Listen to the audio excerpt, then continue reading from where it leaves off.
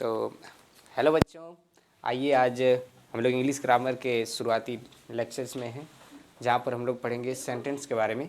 और सबसे पहले देखते हैं कि सेंटेंस क्या होता है। सेंटेंस से पहले हम लोग को वर्ड के बारे में जानकारी होनी चाहिए। हालांकि बहुत ही आप अगर लो स्टैंडर्ड के होंगे तभी आपको वर्ड के बारे में पता नहीं होगा। वर्ड मतलब क्या होता है, जो लेटर से मिल करके अगर एक सही मीनिंगफुल सेंस दे हमें। लाइक बॉय, तुमको पता है इसका मतलब लड़का होता है, तो यहाँ पर बॉय जो है ना वो एक वर्ड है।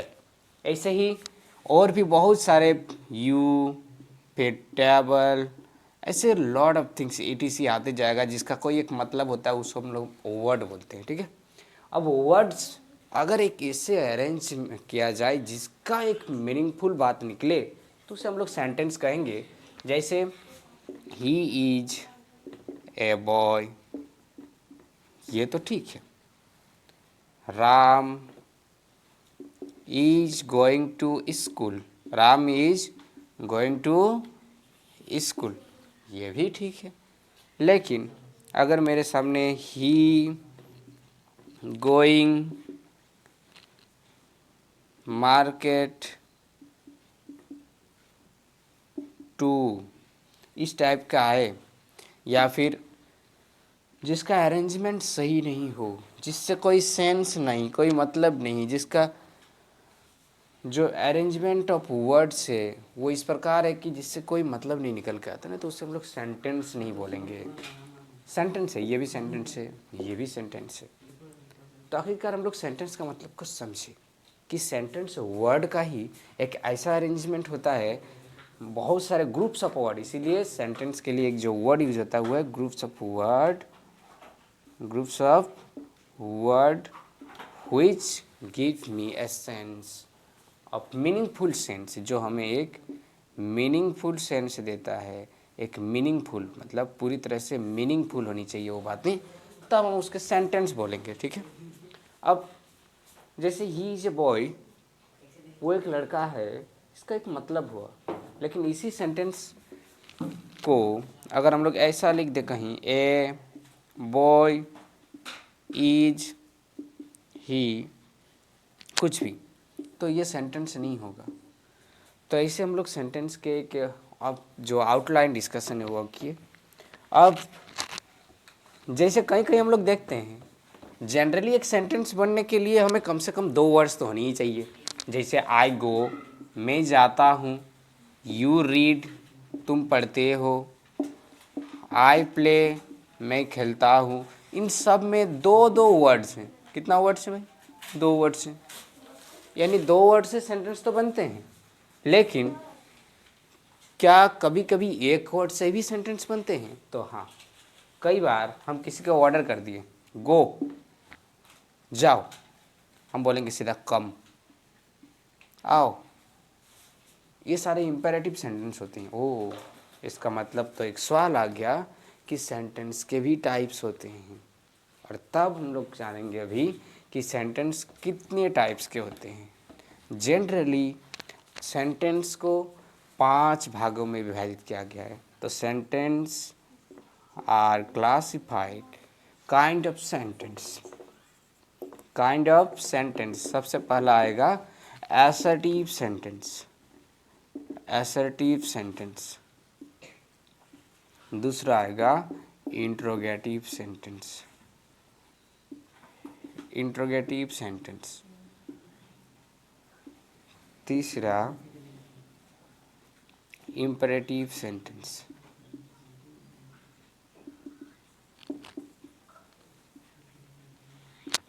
चौथा आएगा इम्परेटिव सेंटेंस, फिर ऑप्टेटिव सेंटेंस, ऑप्टेटिव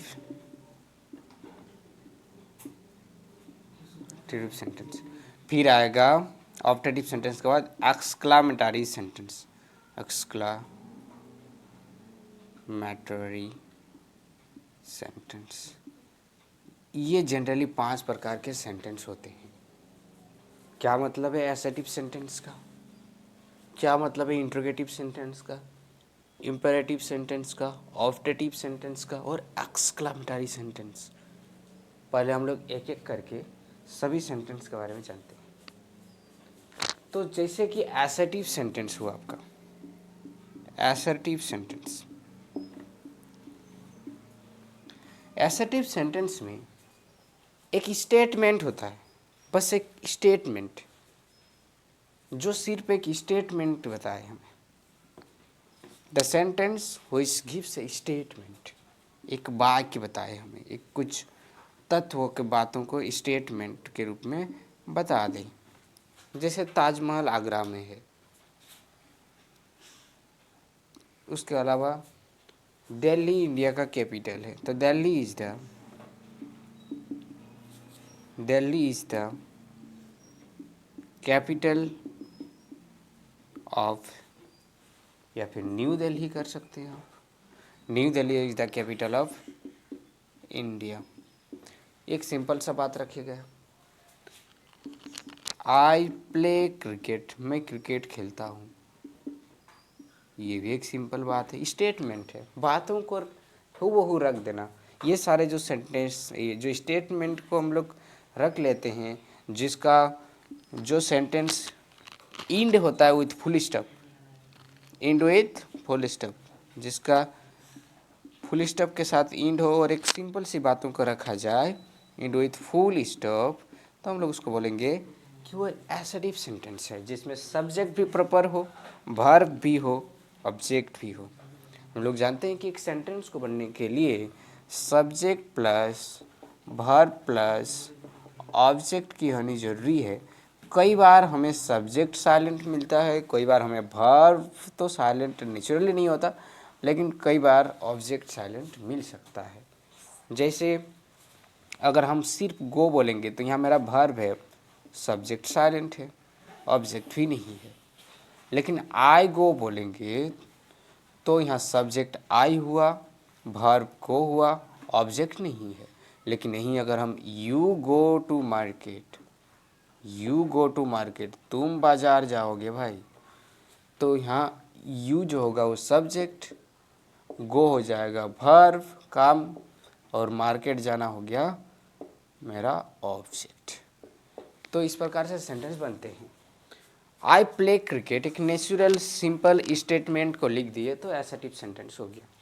तो हम लोग देखें कि 5 प्रकार के सेंटेंस में एसर्टिव सेंटेंस जो होते हैं वो एक बस स्टेटमेंट होते हैं, फुल स्टॉप। किससे ये ख़त्म होगा? फुल स्टॉप से। ठीक, चलिए नेक्स्ट इंट्रोगेटिव सेंटेंस के बारे में जानते हैं। इंट्रोगेटिव सेंटेंस एक ऐसा सेंटेंस होगा जो हमेशा क्वेश्चन पूछता है, यानी इंट्रोगेटिव सेंटेंस ऐसी सेंटेंस है जो क्वेश्चन पूछेगा। इंट्रोगेटिव कैसे, जरा एग्जांपल से समझते हैं। Which always ask questions, which always ask questions like are you ready, are you ready, क्या तुम तैयार हो, क्वेश्चन पूछ लिया। Are you ready, why are you crying, why are you crying, तुम क्यों रो रही हो, वाई आर यू क्राइंग। या फिर वाट इज योर नेम, तुम्हारा नाम क्या है।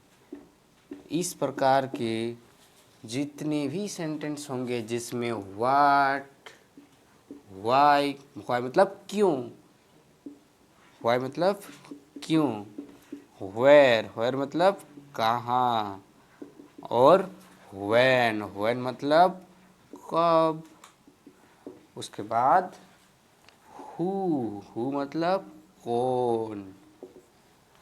ये सारे अगर रहे आपके साथ तो ये अगर सेंटेंस में इन्वॉल्व है, और अगर सेंटेंस किसके साथ फिनिश हो रही है, and with question mark, and with only question mark, अगर वो क्वेश्चन मार्क से ख़त्म हो रहा है, याद रखना इंट्रोगेटिव सेंटेंस के अलावा कोई भी सेंटेंस क्वेश्चन मार्क पे ख़त्म नहीं होगा।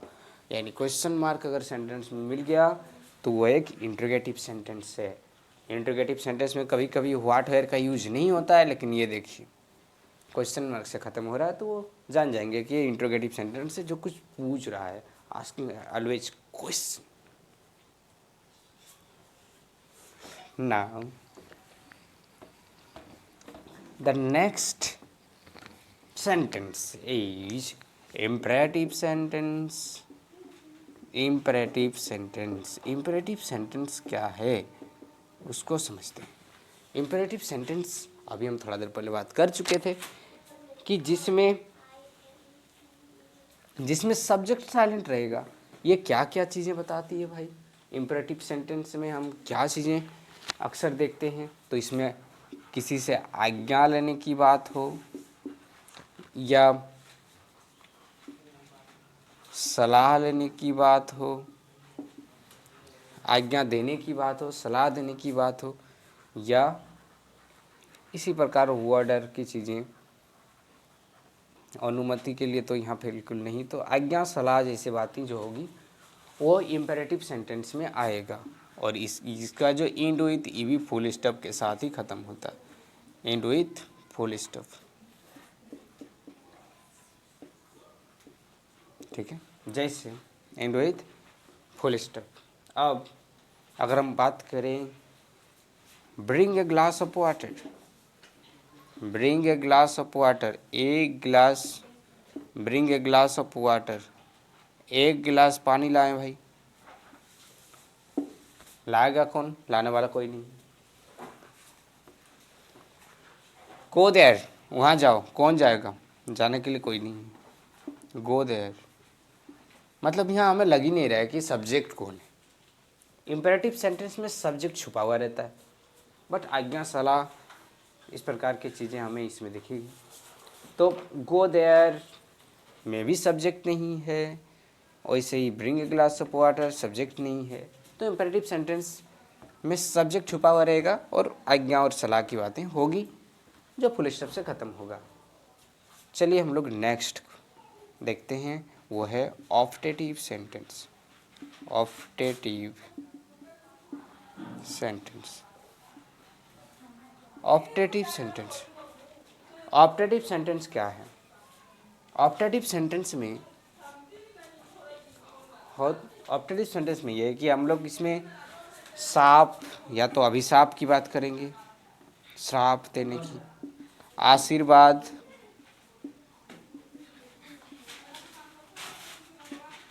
आशीर्वाद, साप, या फिर इच्छा, इच्छा आदि, इच्छा आदि का जो व्यक्त करने के लिए, इच्छा आदि का भाव व्यक्त करने के लिए जो हम लोग सेंटेंस यूज करते हैं, इच्छा आदि का भाव व्यक्त कैसे करेंगे? साप देना है, जैसे आशीर्वाद देना है मान लीजिए, तो मैं यू लीव लॉन्ग, मैं यू लीव लॉन्ग, मैं यू लीव लॉन्ग, आपकी लंबी उम्र हो। उसके अलावा मैं आई कम इन, कई बार हमें आज्ञा लेने के लिए भी यूज़ करते हैं हम लोग ऑप्टेटिव सेंटेंस, मे आई कम इन मैडम, मे आई कम इन सर। या फिर इच्छा प्रकट करने के लिए कि मे इट रेन टुडे, शायद आज बारिश हो। इस प्रकार के सेंटेंसेस में भी हमें ऑप्टेटिव सेंटेंस देखने को मिलता है, जहाँ जनरली मे का प्रयोग होता है और अभिशाप, आशीर्वाद, इच्छा आदि भाव का प्रकट करने के लिए हम लोग ऑप्टेटिव सेंटेंस का यूज करते हैं। फिर ऑप्टेटिव सेंटेंस के बाद लास्ट सेंटेंस में आते हैं, वो है exclamatory sentence. Exclamatory, exclamatory, exclamatory sentence. Exclamatory sentence में ना अचानक तीव्र इच्छा, तीव्र इच्छा, खुशी, दुखी, दुख, दुख भी जाहिर करते हैं। तीव्र इच्छा, खुशी, दुख आदि भाव, आदि भाव व्यक्त करने के लिए हम लोग एक्सक्लेमेटरी सेंटेंस जो end with exclamatory marks, end with like that. जैसे hurray, I won the match, I won the match, मैंने मैच जीत लिया। इसके अलावा wow, what a flower, what a flower, what a flower, और वाओ,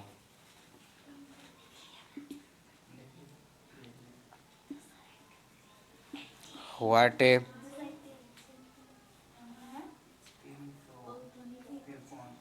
बिल्डिंग।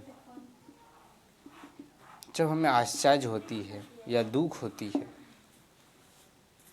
आश्चर्य या दुख जैसे भावों को प्रकट करने के लिए हमें एक्सक्लेमेटरी सेंटेंस का यूज करते हैं। सोरो, he was dead, his dead, like that. तो हम लोग यहाँ पर देखें कि सेंटेंस कितने प्रकार के होते हैं और उसके कुछ पहचानने के लिए भाव देख लें। अब दो चीज़ें हैं आपके सामने, एक एफर्मेटिव सेंटेंस यानी जिसको एसर्टिव सेंटेंस बोलते हैं,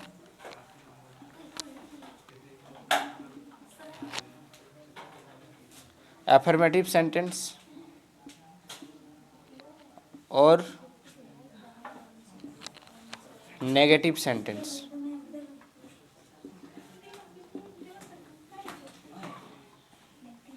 एफर्मेटिव सेंटेंस जैसे आई एम गोइंग, मैं जा रहा हूँ, इसका नेगेटिव क्या हो जाएगा? I am not going, I am not going. Are you are, affirmative sentence इसमें नॉट नहीं लगा हुआ होते। यू आर डांसिंग, इसका क्या हो जाएगा? You are not dancing, you are not dancing, like that. I have a pen, मेरे पास एक कलम है, इसे क्या बोलेंगे? I have a not pen. Negative sentence में नॉट लग जाता है, नेगेटिव मीन्स नॉट लग जाना। अब कहाँ लगाना है ये एक बात हुआ, हमेशा वर्ब के बाद लगाने का प्रयास कीजिएगा। I have not a pen,